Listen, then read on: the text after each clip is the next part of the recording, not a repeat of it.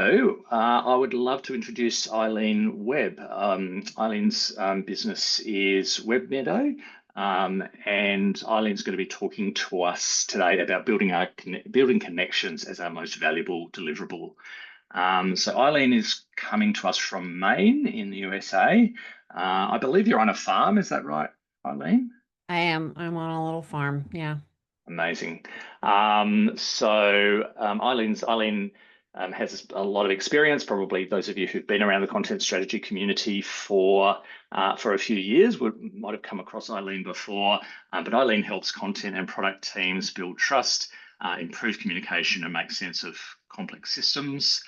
She has a background in taxonomy and coding, as well as human-centered process design. So she really brings the technical and the human aspects of content strategy together.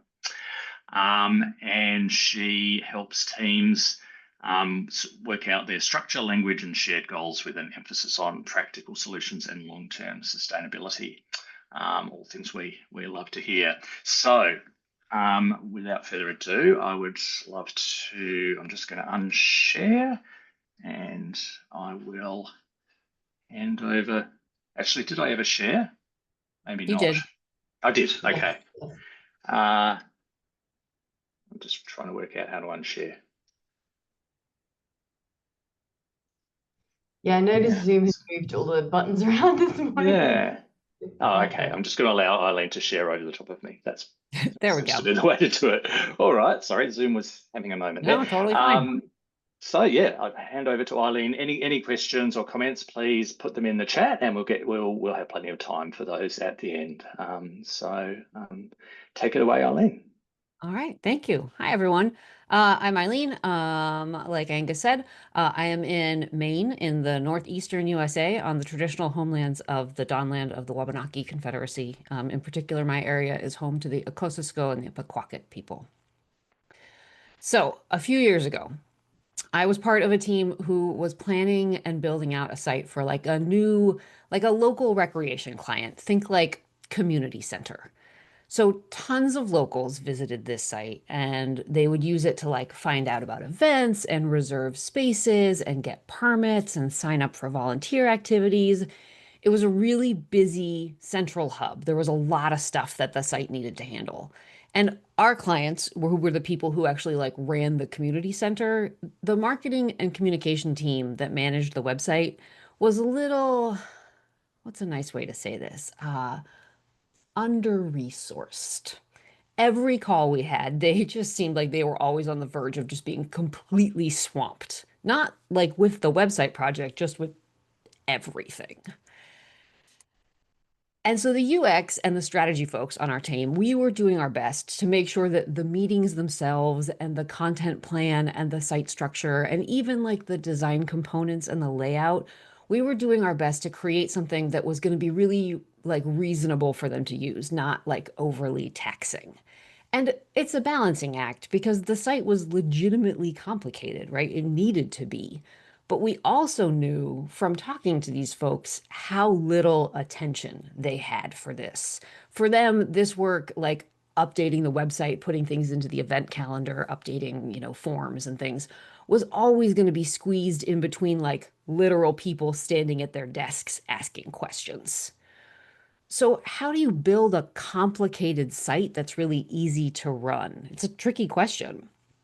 So we worked on this for a while and then we shifted into the development phase of the project. And a couple weeks into development, we had an internal check-in with our team to see how the build was going. And the engineering team, the dev team, showed us like the first pass of the admin interface they had built in the back end of the content management system. So the developers had looked at our wireframes and they looked at our specs and they looked at like the list of features and they went, this is a complicated site. And so they built a complicated site. They made a bunch of very clever choices about some of the fundamental ways we were storing information and the ways like the pieces interconnected to one another. And the site, as I said, like it had a lot of features, but they didn't make any choices that made the site easier to run, right? They built a beautifully complex system. It was robust, it was clever, it was versatile, but it was going to completely overwhelm our clients. We'd accidentally built them a site that kind of technically met all their needs, but really missed the mark emotionally and practically. So as we were sort of working through how to adjust that, we took the opportunity to look backwards and say, like, okay, how did this happen? How did we end up here? How could we prevent ending up here next time? And our first thought, of course, was that we needed more documentation, obviously. Like my annotations on the wireframes probably should have been more detailed. The design system components needed more like explicit explanations about how they tied to the strategic foundations. We wanted more information to get out of people's heads, get written down on paper in Google Docs, Figma, what have you. And honestly, we tried. We really did. We added more detail, we annotated, we put editorial notes on the designs, we put design notes in the development specs. But here's the truth. No amount of documentation is enough. You can't anticipate all the things that your teammates might need to know throughout the whole life of a project. That's why we each have our own areas of expertise, right? I'm not a developer, she's not a designer. There's no way for either of us to predict or guess every little thing that the other person might possibly need through the whole project. The best that we can do, and this is where we had like a little aha moment in our debrief, is for each of us on the team, from the strategists to the design leads to the junior developers, the best we can do is to have the background and the context necessary to make the right decision for each individual client in each moment. Right? Each of us already has the skills and we have the expertise, but applying that expertise well, knowing at any given decision point, like which of 3 possible paths forward is the best choice for this project and this client, requires that each of us knows the client. So what this project needed wasn't actually more documentation or a deeper backlog. What we needed was to set it up in a way that everyone on the team, including the developers, had a relationship with the client. We needed all of us to have spent time with them, to see them running this community center and coming to every meeting completely overwhelmed, and to think, I wonder what I can do to help with that. So I want to talk today about relationships. I want to talk about what it takes to build a strong project, and a little bit about how I think many of us have been going at it kind of backwards. And I want to talk about caring about and caring for the people that you work with. So here is the thing that I believe. I think that authentic relationships are at the core of every single successful project. And I'm looking with a holistic definition of success here, not just a launch, even on time, even under budget, but a team behind that launch that is proud of their work, that is well rested, that is well compensated, a project that is sustainable and thoughtful and suited to its purpose. Those kinds of projects, whether it's a publication or an app or an improved feature or even a whole new website, when those projects go well, they don't go well because of the workflow and the process systems we have in place. It's not the sprints, it's not the ceremonies. Lord knows it is not the Jira tickets. People build good projects because they care about each other. And so if we want to build good projects, we have to foster actual, genuine, authentic relationships between our team members, across our teams, with our clients, and with our leadership. So when I say authentic relationship, what do I mean by that? What am I talking about? I keep this intentionally very simple. A relationship is authentic and genuine when you trust someone and you care about them and you want the best for them. You want them to do well. You want them to be well. Now, that is a very broad definition, and I can hear through the screen that some of you are thinking like, I want cleaner edges than that. It's too broad, it's too vague. What does that even mean in the context of work? Well, guess what? I'm not falling for this question. You already know what a genuine caring relationship is. You know what it looks like. You know what it feels like. You were born knowing this. Like, resist the urge to overthink this. And believe me, I do understand who I'm talking to. You are my people. We have literally built our careers out of overthinking things. That's what we do so, so well. But you can't fool me. Like, you know this. You know what it means to care, what it feels like when you want someone to be well, to do well, to wish them ease in their tasks, to hear them worry about something stressful and wonder if there's a place where you can help. Not at the expense of your own health or well-being, like we don't need any martyrs, but to know, especially in a work situation, that there are choices that you could make that would lighten their load. And you care about this person and you want to make those choices. And I'm not talking about doing someone's job for them, but it might be something like, writing a summary email after a meeting so they don't have to listen to the recording. Or nowadays, looking at the AI summary and correcting whatever nonsense it has come up with that didn't actually get talked about in your meeting so that they can read something actually accurate after the meeting instead of having to watch the whole recording. Or like maybe you're leading a conversation and someone else takes notes for you on action items. Or like one of your teammates color codes a spreadsheet so that it's easier for everyone to track what's going on. It's quite often small stuff, honestly. But the small stuff is like what makes the difference for most of us. So I want us to think about what it might look like and what might be possible if everyone on a project, clients, developers, writers, researchers, engineers, leaders, genuinely cared for one another and really, truly wanted every person on the project every day to have a really good day. What might happen and what might be possible for us, for our teams, if you decided that your role in your organization was to help build and grow the relationships within it? Not because the task was assigned to you or because it's like a bullet point in your job description, but because you believe that it matters. You believe that our days will be better, that our work will be better, that we will be better if we have genuine affection for one another. So, what could that look like? I'm going to share a very simple idea and a few different ways that you might implement it that can support connection and relationships within our projects. It's honestly like it's almost too simple to be called like a tool or a technique. It's maybe more like a vibe, an intention, an approach. It seems too simple to work, like it couldn't make any difference, but I promise it does. So let's think a little bit about the very beginning of a project. We often start with like some sort of discovery session, right? A kickoff, some kind of strategic planning meeting.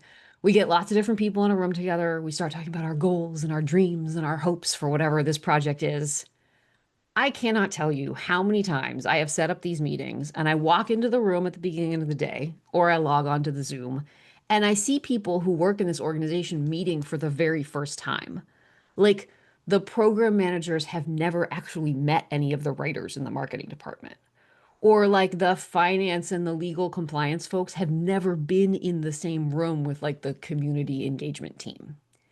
Even in small organizations, they might know each other, but they've never worked on anything before. And whenever I pitch like kickoffs, discovery meetings, I always explain them as like getting everyone's voices in the room, right? The more viewpoints, the greater diversity of experiences we have represented, the stronger the project foundations will be. And I do believe that, absolutely. Projects are always strongest the more people you can bring in the beginning. But, psst, secret. Those discovery sessions are not just about getting viewpoints in the room. Part of the point for me is to foster connection between people. I want the program writers to hear what the fundraisers are worried about. I want the writers on the marketing team to see how passionate the community outreach people are about their work. I want the VP of finance to have like a conversation about the sandwich platter with the social media manager. Like, I want these people to know each other. Not just to know like their job titles, but to actually know them as people. So one of the things that I like to do is to build time for human connection into the structure of a discovery session. So, for example, during introductions, people always share their name and their role. And I always ask some additional kind of non-project question vaguely related to the topic at hand. So if I'm working with like a local municipal or like a government group, I might ask like, what's your favorite spot in the city? Or if I'm working with an environmental org, I'll say like, what's the last wild animal you saw? It's a lot of pigeons. If it's a team where people already know each other, you might skip like the actual formal introductions, but you can still do a little go round where each person shares like their favorite activity in the springtime or like their least favorite shape of pasta. It's angel hair. Um, it's also penne. It depends on the day, but angel hair mostly. Anything that just lets people connect a little bit beyond their job description. Like, we're all people. What if we got to be people at work too? It takes like a couple minutes at the beginning of a meeting, but the payoff is that you just plant this little seed that you're starting to foster a culture where people from all different departments and job roles are building relationships with one another through our conversations. And later on in the project, when an issue comes up, which it absolutely will because they always do, they're often able to give a little more space and a little more grace to the person on the other side of the issue because they know each other. Okay, Eileen, you say, because they shared a mediocre turkey sandwich in a conference room? Listen, friendships have been built on less than this, okay? So let's say you're way past the beginning of a project. It's an existing team, it's ongoing work. You're not having discovery sessions. You're like a product team. You're powering through your backlog. What kinds of things can you do to help build relationships in existing teams? I'm so glad you asked. Let me tell you a story. I have a friend who started a new job last year. So there was already a team, right? He was the new guy on the team. And in his first few weeks, he had a bunch of like one-on-one coffee dates over Zoom to meet all his various teammates. And he noticed something. After a few of those little dates, he noticed that he might be talking to someone and he might mention like, "Oh, when I was talking with Sherry, she said that she grew up in Kingston too." And the person he was talking with would be like, "Oh, I had no idea. I didn't know that about her." And it became very clear to him that even though some of the people on this team had been working together for like 5 or 6 years, they didn't actually know each other very well. Like he was learning more about them in these little 15-minute coffee dates than longtime coworkers knew. So we went to his manager, to his new team lead, and he was like, "Hey, do you think that we could maybe reserve like 5 minutes in our team meeting every week for just one person to share their origin story?" So they started doing that and they're cycling their way through. It's one person each week. They set a timer for 5 minutes for the last 5 minutes of the meeting. They tell their story. And literally every single week, people are making connections. Sometimes they went to the same school, or they had the same first job, or they played the same instrument. These are people who have worked together for years and they are actually finally getting to know each other. So I want you to notice two important things here. One is that this new guy was not the boss, right? This was not something he was able to like hand down from on high, but he made a simple, lightweight request that resulted in a change in the team. So I don't want you to think that you need to be like an executive or a manager or like strong leadership position to be effective around building relationships. This is definitely a space where you can lead from wherever you are in the organization. The other thing to notice is that the framing of that particular question, share your origin story, leaves a lot of room for people to be comfortable, right? People may share a story about their childhood, like how did they get into computers in the first place, or their first job, or how they found out about this particular job at this particular company.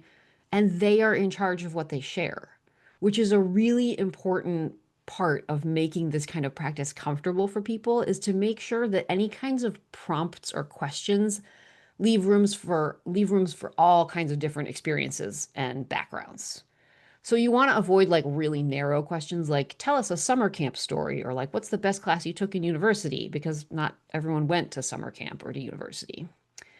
And some people are going to be very protective of their personal stories and they're going to stay very kind of broad and general, and that's fine. A sort of big open question leaves space for everyone. I want people to connect, but I don't ever want them to feel like they were like pushed into sharing something that they weren't comfortable with. Other kinds of prompts you might do to round of sharing, like in a weekly meeting, you might say like, okay, everyone share like one problem you ran into last week and how you eventually solved it. A lot of us work in roles where we're kind of like quietly putting out fires and solving problems behind the scenes. And it's nice to be able to like brag about them a little bit and bring them into the light. And they don't have to be big things. Every once in a while, they'll be big things. But I think we all know that like sometimes there's nothing more satisfying than fixing like a really dumb formatting issue in Excel.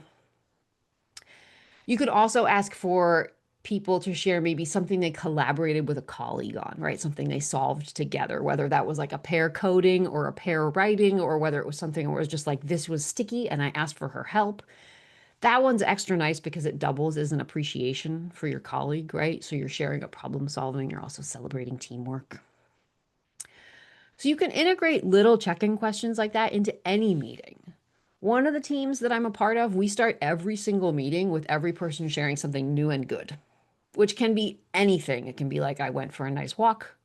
My cat did something really funny. It's pizza night, like anything.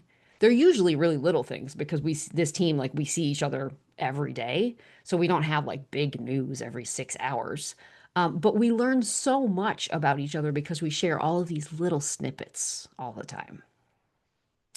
You can also use rounds like this, especially if you are in a context where you're meeting with clients who you are really like truly getting to know, to sort of deepen your understanding of like what they do, how they fit in their roles. You can ask people to share like their favorite task in their job, the kind of project they like to work on the most, the hardest part of their job to explain to an outsider. It doesn't even really matter what the prompts are. What matters is to take a little bit of space outside of our compulsive productivity to let people connect. I love closing meetings, especially like a one-on-one or a small group, by saying like, tell me something you're looking forward to, not a work thing. Maybe they're planning a bike ride later in the day. Maybe a friend is coming over to visit, whatever. It doesn't really matter. It's really nice to get to know people.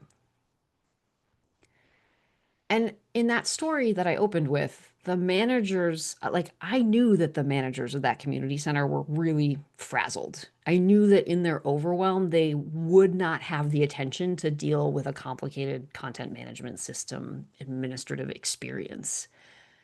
But I didn't know that because it had been like a focus of our stakeholder interviews, or it was like a targeted thing. I knew it because I knew them, right? Because we had spent time together talking about what was good and hard about our jobs. I saw them week after week, like barely hanging on to their task list, and I knew that I wanted things to be easier for them. The development lead met them once. The dev team never met the client at all. They didn't know them, so how could they possibly make choices in their best interest? And here's the thing about building relationships. It takes time. It doesn't have to be a ton of time, like 5 minutes in a weekly meeting, one sentence of new and good from each person. Like you absolutely can find space to fit this into your existing setup. But it does require that someone, and maybe that person is you, makes the decision to prioritize connection and relationship among your team with your clients. These connections, this kind of everyday sharing, it's not extraneous. It's actually the only thing that matters. I want to be really clear that it's an act of revolution to make the decision to center people in your process. Capitalism, and good Lord, especially this real AI flavored capitalism that we're dealing with right now, really wants us to think of employees as like interchangeable machines. All of the systems of dominance are going to discourage you from centering people, from making time for relationships. It's not the fastest way to work. It's not the most efficient. It is not ruthlessly productive. It is the most kind. As I finish up, I want to offer a little reframing that I have found really helpful. When I said earlier that like no amount of documentation is enough, does that mean that focusing on relationship replaces the need for documentation? No, that is a hard no. Documentation is amazing. I love it and we need it. Workflows and standard processes and guidelines, it's part of how we get shit done. But I do think we've been thinking about it maybe a little bit backwards. Good, strong, useful documentation is the artifact of caring relationships. I put annotations on wireframes because I want the designer, who I know and who I care about, to understand how the pieces fit together so that her job making templates is easier. I make like content model spreadsheets and crazy colorful diagrams so that the developer, who I know, who I care about, has all the information they need to build out the CMS for the client, who I know, who I care about. And I want things to be easy for the client. So I want all of these things to work because I want things to go well for everyone involved. Even things at like a process level, like standardizing, I don't know, who gets notified when things are updated, or like setting up a governance practice that loops the right people in at the right time. Those are born out of our care for one another. Documentation at the project level, at the systems level, at an organizational level, it's the artifact of the relationship. And we always want everything to be very repeatable and we always want it to be scalable. So we write down how the process works, right? So that next time it will be easier for me and my friends to do this again. But what often happens is that we have a really successful project and we take these artifacts and we take these like processes and systems and we carry them over to a new team and a new project. And we're like, okay, go, we did it, we figured it out. And we expect them to work the same, to make everything like smooth and easy over here because it was smooth and easy over here. But it doesn't work because we're misunderstanding cause and effect. What made the last project successful, it wasn't the agendas, it wasn't the exact discovery exercises, it wasn't the particular formatting of the spreadsheets or the exact way we like organize the ticket system. The project worked because we cared about each other. All of that stuff is just evidence of that care. And you can't just duplicate the files or clone the workflow and expect the same results because there's hollow. There's no heart inside them.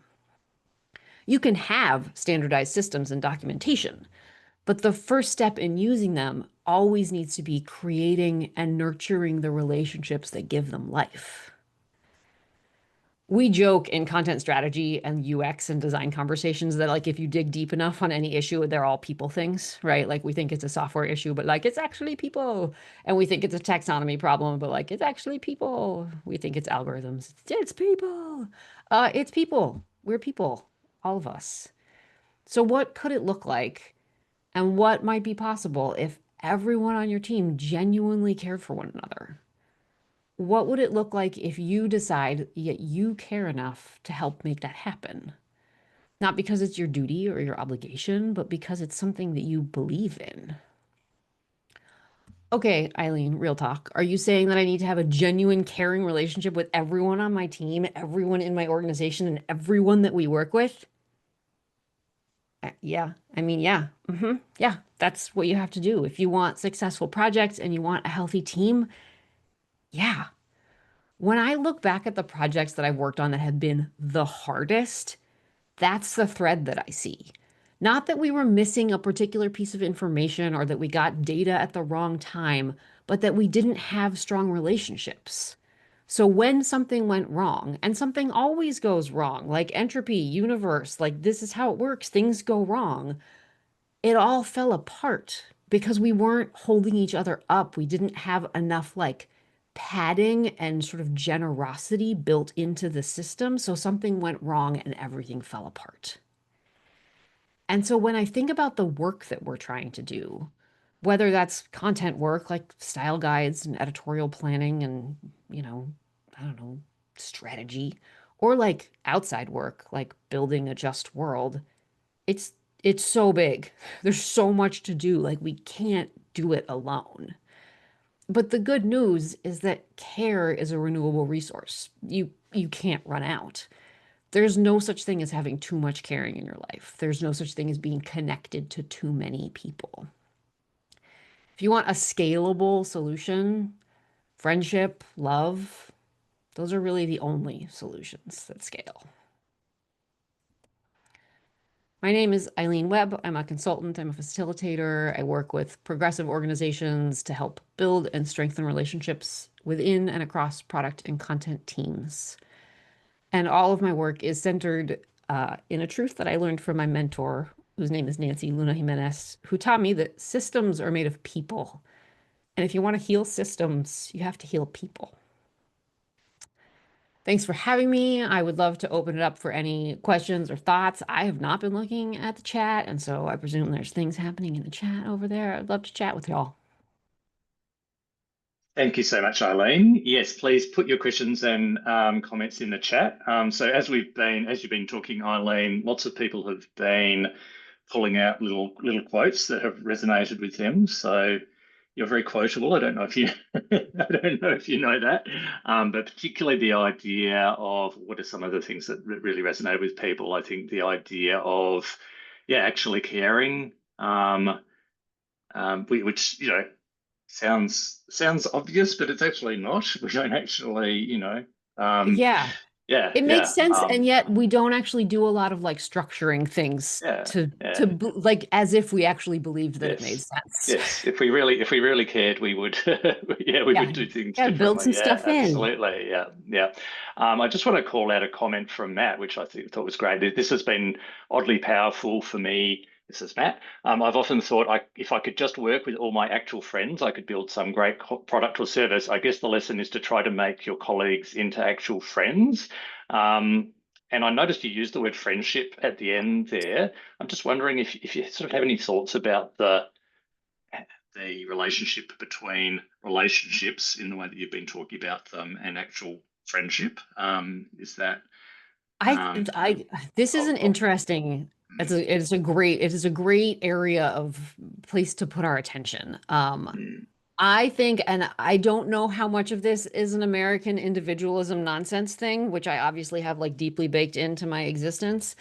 Um, I think that we think that there's only like three relationships worth having, like your parents and siblings, your romantic partner, and your best friend, like your BFFs.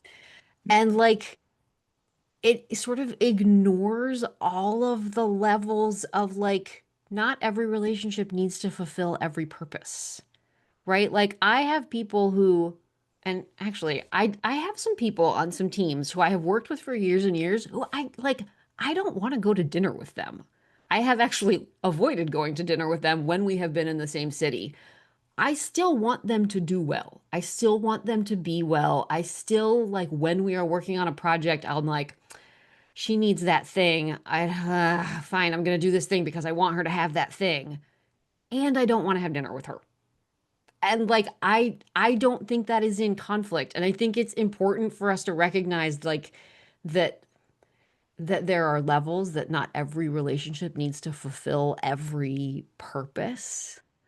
Um, and that you can, I don't know, you can have like a, a sort of friendship light. Is that a thing? Like a good relationship without it being like, let's go get mm, coffee together. Or maybe it's just coffee, but never dinner, because good Lord. yeah. Well, yeah, and different relationships. Some relationships will become close friendships, and some won't, Yes. and that's absolutely fine. But I think, yeah, Yes. looking back at my own projects, it so resonates with me what you said about the success. The projects that are successful are the ones where the relationships were built. Because I can think of projects where I feel like I've done really good work, like amazing work, and it's just and the project's notionally been successful, and we got paid and all of that, but it doesn't feel like success in the way that it does when you're all kind of celebrating at the end because you all care so much about the outcome Yeah. that it's actually meaningful. Um, there was a good question from Peter. Do you have any tips for caring for the people in the team who don't feel comfortable or see value in sharing? So have you kind of come across a situation where you're asking Mhm. that kind of question during a meeting and there are just people who really don't find that a comfortable Yes. thing? Yeah. Yes. There are people. So there's two flavors of this. There's probably more than two, but I'm going to broadly generalize and say there's two flavors here. One is people who are resistant out of stubbornness, who are like, essentially, I had some bad experience doing this at some point in the past, and so I've decided that I'm never doing this kind of sharing ever again. Those are people who like I try to like coax just a little bit of like there's a woman who I talked to the other day where I was like, let's share something new and good. And she was like, nothing is good. She'd been having a bad week. And I was like, did you have good coffee this morning? And she was like, damn it. Yes, I had good coffee this morning. And so like I think there's a little bit, and it depends on your own personality and energy, like how to do that in a way that feels like genuine to you. And, I think one thing that is important is to keep the olive branch. I don't know, I'm mixing my metaphors here, but like to keep asking, essentially. I think the sort of worst thing that can happen is is that you're like, oh, we're just always going to skip Andrew because Andrew never does anything. I think you like, it's like check in with Andrew every time. It's always fine to pass, right? Like, I feel like it's like make space for people to pass and then, but don't think that that means that they pass forever. Does that make sense? I feel like there's a nuance there of like, you don't force it, but you also don't decide that today's decision lasts forever. Yeah. Yeah. I think that makes a lot of sense. And I think the other thing you mentioned during the talk was making the questions uh, open to various Yes. levels of I guess, Yes. sharing. Yeah. Yeah. Yeah. So And like I have definitely done things where like some people will be sharing like things that other people would be like that is a level beyond. But if you both sort of model and remind people that like your exciting thing could be pizza night or your favorite task could be, I don't know, anything that involves color coding. Like you don't have to do more than that. It's like just because that person like is has a sick relative and that's what they're talking about right now and that like because that's what's really like front and center for them, they're not like setting a bar that other people have to meet. Like it's fine. We are all where we are right now, and where you are right now is perfect. fantastic. I think a question that a lot of people will have, and I think this is something you have a fair bit of experience on the context of a fully remote virtual team. What strategies do you recommend to improve personal connections? I know we have so many projects now where we never actually we never Yes. physically meet the people we're working with. Yeah. I mean, I think one thing is like seeing if you can build like a little time for nonsense into your meetings. Not like not the forced organizing kind of it like I actually like icebreakers because they're cheesy and they're fine. But like the thing where like you spend the first minute or two of a meeting chatting about like waiting for people to dribble in, like if not everyone is super on time, even if people are on time, you can like be like, all right, who's got Halloween? Like, what are your children dressing as for Halloween? Because this is the only question I want to ask this week. I want to see pictures of your small people in fun outfits. Like, Mm, and like essentially, and if you are in any kind of position of facilitating meetings or leading or like sort of setting a tone, um, make sure that you set up like, and if you're not in that position, you can sneaky just revolution from the inside. It's fine. Um, do a little bit of like making time for humanness and like, share your bowl of ramen that you're having for lunch or like whatever. Just like it is hard in remote things and I'm like I don't want to spend any more time like on Zoom than I need to generally, so I'm not like a happy hour kind of, that's I have many friends who are like, I'm doing a mm. happy hour with my design team, and I'm like, oh, more power to you, but like that I can't, like my eyes cannot handle any more laptop screen today. Yeah. And so I try to have like 2 minutes of happy hour in each meeting of just like friendliness, silliness. I love when people's pets and kids come in. People are very apologetic about it. And I'm like, I want to know about your real life. Like this spreadsheet is boring. Please tell me about your children. Yeah. Yeah. And I feel like there was almost a culture in physical meetings. There's almost an expectation that people are drifting in for the first 5 minutes and nothing's kind of Yeah. expected to happen. But on a Zoom call or a Teams call, it's like, oh, okay, we're oh, this person's 2 minutes late. Should I Yes. should I text them to Our see if they're sense still of coming? There's scale this, has yeah, like this whole, really yeah, shifted. Yeah. Yeah. yeah. Fantastic. Yeah. Question from Raya, and I think this really ties in with something I was wanting to ask, which is you sort of mentioned the martyrdom. We don't want to be martyrs. I just sort of wonder Hmm. if you have any thoughts about the warning signs that you're about to tip over into martyrdom. And so, Raya, after you, do you ever feel burnt out when trying to manage your connections or relationships within a team? And how do you, I guess, take care of yourself while you're taking care of others? Yes, absolutely I do. Although I notice that it is more likely, and I am very much I I can present as an extrovert for 49 minutes per day. I have a very limited I am happy to be with people and then I'm like now I need to be in my cave. Yeah. And so it is but I notice that my tolerances are lower when everything else is harder. Right. If my sleep is bad, if I haven't been like getting outside, I live in a place that has a very intense winter. If I there are too many days in a row in winter where I don't go outside except to do like chicken chores, I notice myself getting real testy with people. So like one thing is to like figure out what are the things that keep you balanced outside and like prioritize those as we all should be for just general well-being. Um, I also think there's a thing where I have relationships that are like not, I don't want to say they're not therapists since it's not therapy, but that places, people I can be with, friends I can be with who do not know any of my colleagues, where I can do a little rant, right? Where I can do like, not like a toxic gossip kind of nastiness, but just sort of like, oh my God, I had the hardest meeting today. And like 5 minutes of just like a place where I can get that out with someone who will listen and who will be like, that sounds like it was really hard. You should have some tasty, bubbly drink, like Mm, whatever. Go have some hot chocolate. Um, and for me, if I don't have that outlet and I don't have that support, it's like, I mean, it is another form of self-care, right? Is like having a place where I don't feel like I have to hold it all myself. And I don't think I would be able to have as much space, especially for people who are feeling a little resistant or feeling a little grumpy.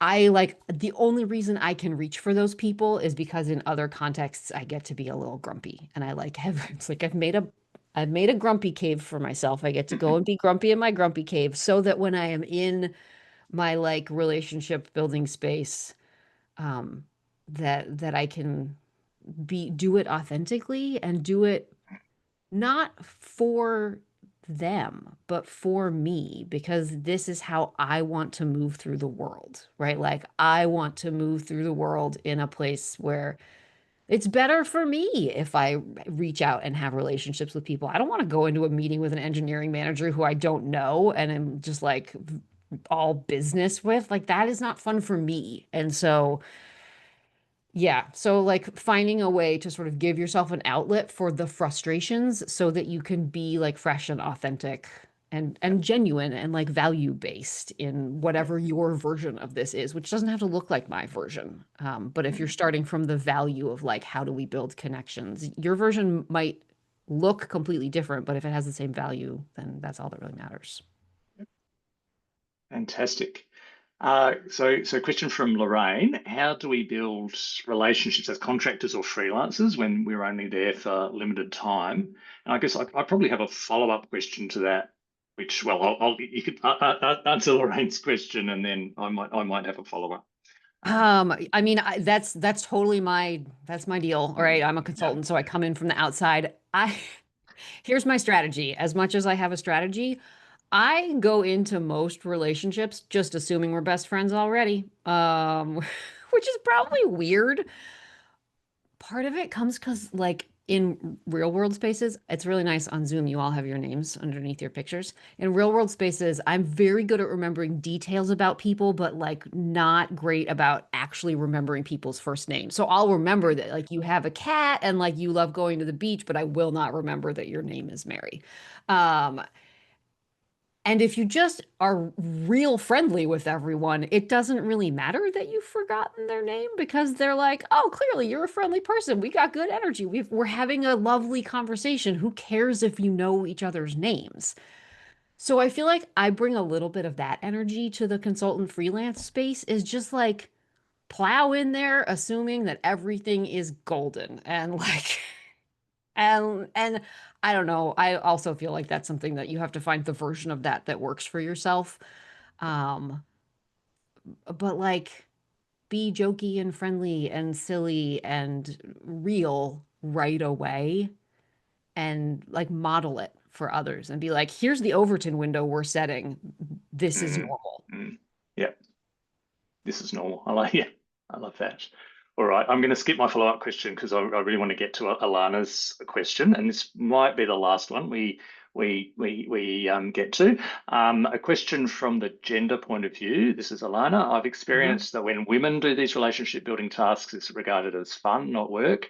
How do we get these activities taken more seriously in KPIs and capability mapping? That is a really super good question. Um, I think one thing, so that's I think one thing is depending on your org, right? Like think about the culture of who you're dealing with and leadership and strategery. Um, and the there are versions of these questions that are like more worky, right? That are almost a little bit like a stakeholder interview question. And maybe the place to start if it's a new thing or if people are like we don't have time for icebreakers or like we're not playing silly hangman games or we're not doing Pictionary on Zoom or whatever. But you can ask people like what's your favorite task in your job or like what's the hardest thing to explain to your great aunt Mabel about like what your job is. And those are both, I mean, even origin story questions are both like they're both and, right? They're relationship building and they are sort of within the topic so that people who are feeling grumpy pants about like the legitimacy of doing all of this work, you're like, no, this is important background information for us to get. Mm, And so like that would be I'm a little sneaky by nature. And so I think that would be my scheme is just like I will find a way to it's like you know how when you have to give a pill to a dog and you wrap it in a piece of cheese? It's like that. mm. Fabulous. Okay, well, I might just mention Christine's comment as well. As an American living in Australia, I sometimes feel that due to cultural differences, such as level of friendliness, it's hard to connect with most Aussies. I've learned that small talk is essential here, something I tend to avoid but learn to do more of.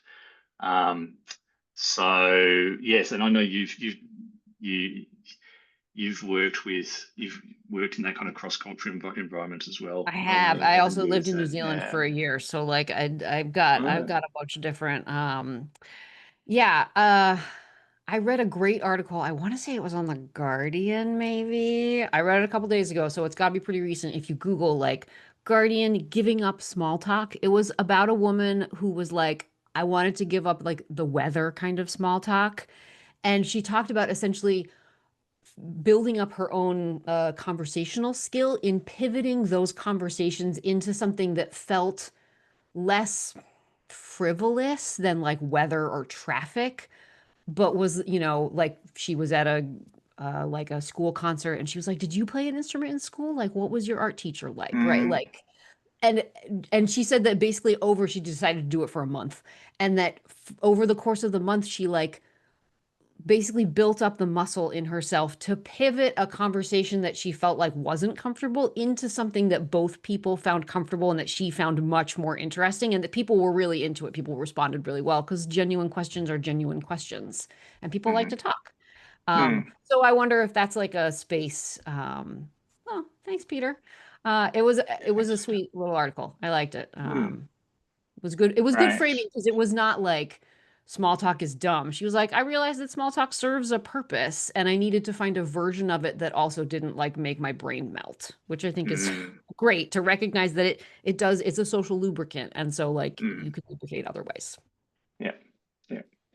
Fantastic. Well, thanks so much, Eileen. So I can see from lots of the comments how much that the talk has resonated with people. So I think that's a wonderful way for us to close out our sort of formal talks for the year, with going back to thinking about people and caring for people. And yeah, I know a lot of us are going to take this away and start planning those moments in our meetings for us to build connections. So thank you so much, Eileen.